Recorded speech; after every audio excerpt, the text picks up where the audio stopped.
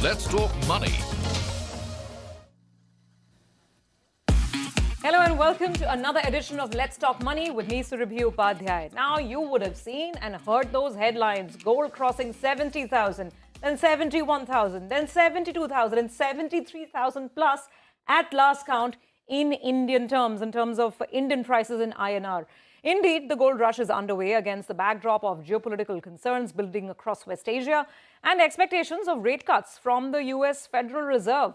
The yellow metal has gained over 15% in 2024 alone, and we're talking just about less than 4 months of the year. Investor interest is rising. To understand the outlook on gold going forward, and more importantly, to understand how we should incorporate gold in our portfolios, well, we have the experts lined up today. We'll, of course, take your queries on the yellow metal as well. Vishal Dhawan of Plan Ahead Wealth Advisors and Chirag Mehta of Quantum AMC are with me on the show today. Gentlemen, thank you very much and welcome to this sparkling golden edition of Let's Talk Money. Vishal, great to have you in the studios. It's a pleasure being here. Looks like Diwali's come early.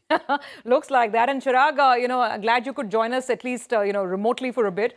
But this is that time, this is that sort of a rally which is making everybody sit up and take notice. Those who have gold are feeling fantastic.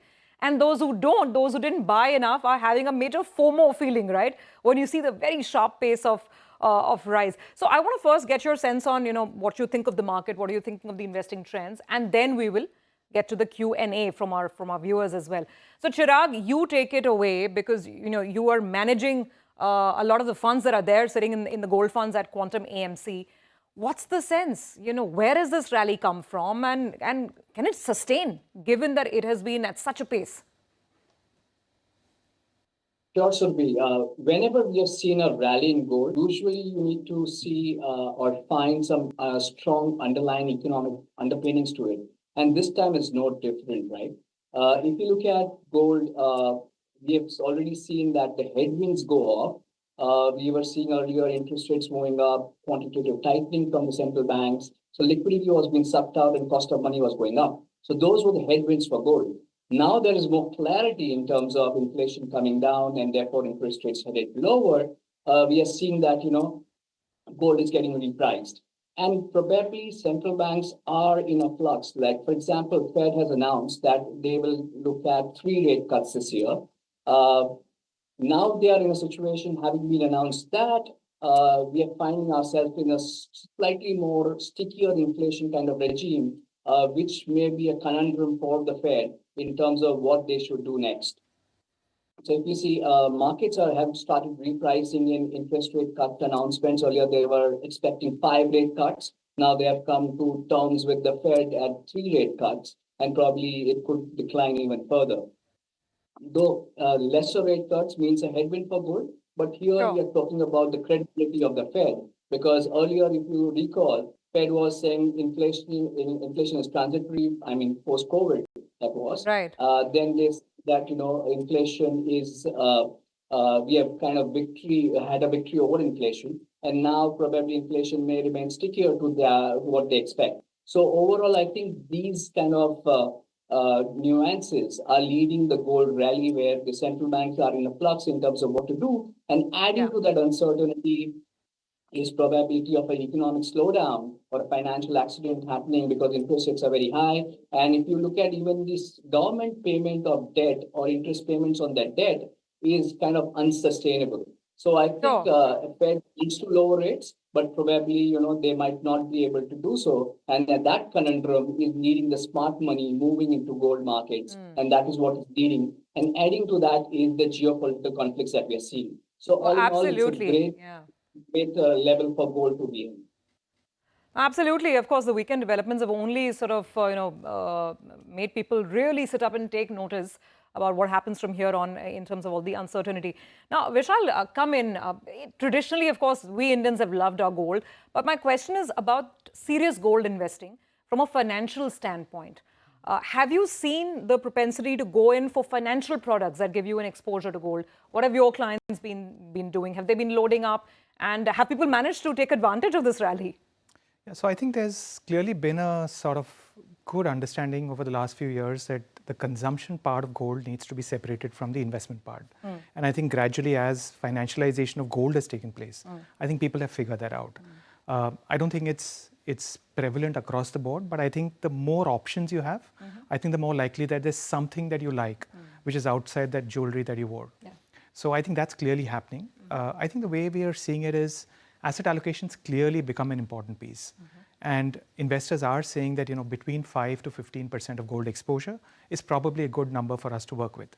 And I think one of the things people have figured out over the years is that the rupee tends to depreciate against the dollar, and gold is a very natural place where there is a hedge available for Indian investors.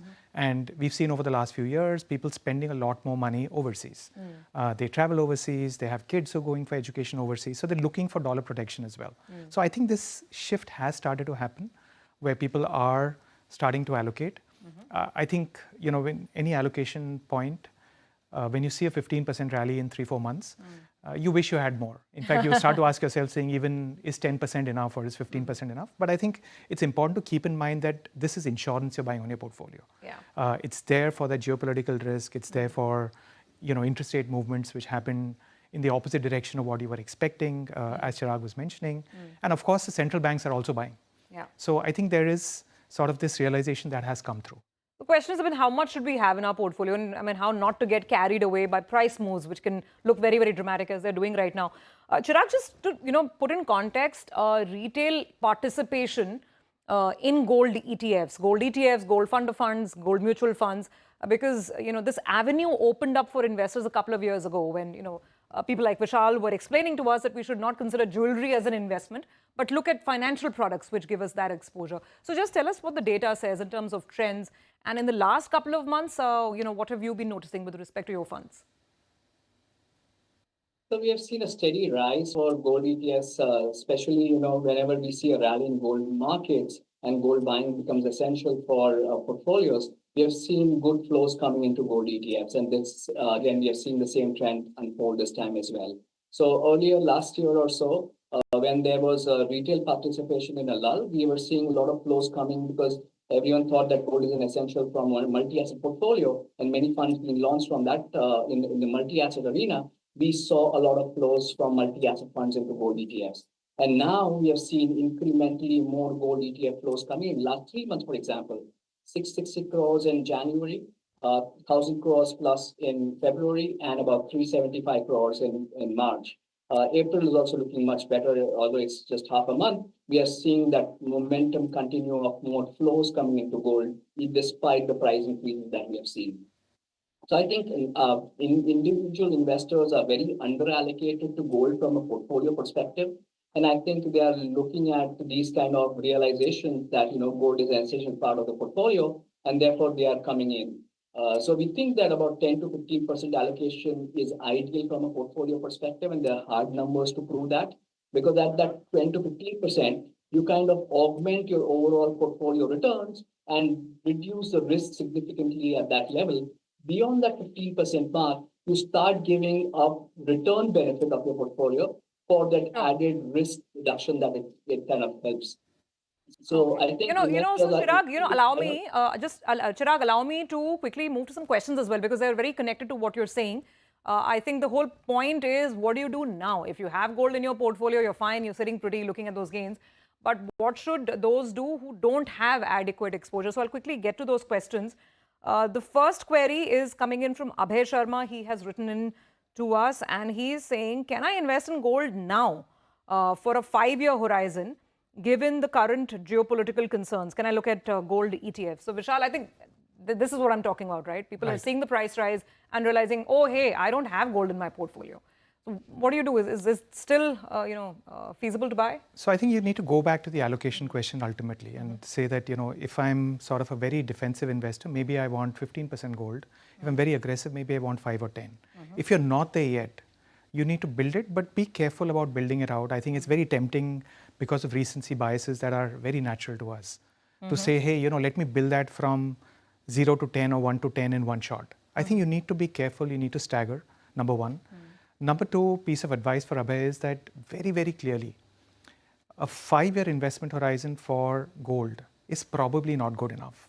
I think we need to start looking at gold as a growth asset which delivers outcomes over much longer periods of time. I think we've got it for equity. We've understood it for real estate. I think for gold, we still tend to take a slightly longer term view. You just said it's insurance for the portfolio, but it's moving like a growth asset. Right, exactly, as of now. exactly. So, it's a big debate, right? Is it defensive or growth? And I think the way to look at it is buy gradually, buy 5-10%, go up to that level, but clearly have a 7 to 10 year investment horizon at least. Don't just stop at 5. Okay, fair enough. So you can start buying now. Staggered is the way to go, and widen your time horizon. That's what the advice is. I have a related question which is coming in from Ruchit. Ruchit is again saying he has no exposure to gold currently. Should he begin by investing in gold ETFs? So since he's asking specifically about ETFs, Chirag, I'll open this with you. I guess you probably might be in agreement with what Vishal says. Would staggered be the way to go, considering we're looking at these all-time high prices? And then tell us, why should one look at gold ETFs over a lot of the other options? Sure. So Surabhi, for like any other asset, gold is also an asset that has volatility associated with it. There will be cycles, up cycle and down cycle. So probably it's best to average over rather than taking a call on prices. So I think staggered, I agree with Vishal that, staggered is the way to go. And gold ETFs, I think they were one of the best financial innovations that we have seen because it allows you at the retail level buying 0.01 grams of gold at a price where tons and tons of gold get exchanged between a gold producer and a gold bullion bank.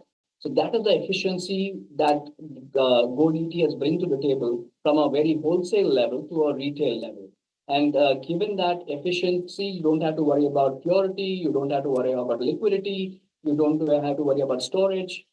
Insurance is comprehensive with these gold ETFs. So all in all, it's a great product to be in because we buy gold for a rainy day. And, if you want to liquidate for any emergency or for any necessary thing, then probably gold ETFs can provide you that liquidity virtually 24/7. Because if you are in a gold fund, you can liquidate at any point in time in a T+2, you will have money in your bank account. So I think it's a great way to invest because, it has physical gold backing to it. At the same time, it is very, very price efficient. So I think, and the most important advantage that differentiates gold ETFs is the liquidity that it provides at fair prices at any point in time. Okay, so that is Chirag, obviously batting for gold ETFs and gold funds. Fair enough, Chirag. After the break, we'll actually do a deeper analysis of some of the other options as well. But before we let you go, Chirag, just leave us with an outlook. I know these things are tough to predict, and you already outlined a lot of the factors, geopolitics at play. We don't know what's happening with rate cuts, central banks are buying. But all things equal, given the pace of this rally for maybe the next 1 year, are you still expecting more upsides? Or perhaps some consolidation, what's, from a market perspective, what's your call? I think there are strong underpinnings to this, which is from an economic standpoint. So I think this rally is here to stay. What will kind of accentuate is what the errors that we see from central banks around the world, whether they are errors or they kind of course correct, that will determine how we think gold prices going forward.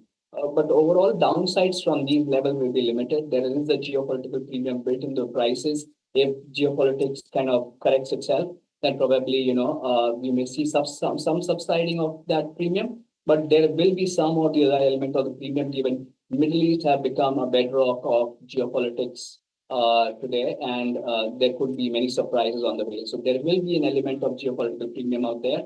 Longer term, we are very, very bullish. So if there is any dips in gold prices, but that's an opportunity given the dips would be limited, given, the inflation trajectory that we see unfolding. And there could be possibly in terms of central banks not being able to do what they have conveyed us to do.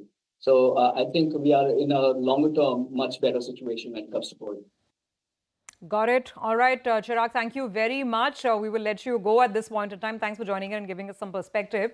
We will take that break, but after the break, Vishal, I want to explore this point about the right products. Now, we all, know that we need to have exposure to gold. What is the best route for that? That's what we'll discuss after the break. So keep it with us. More of your questions will be answered on the other side.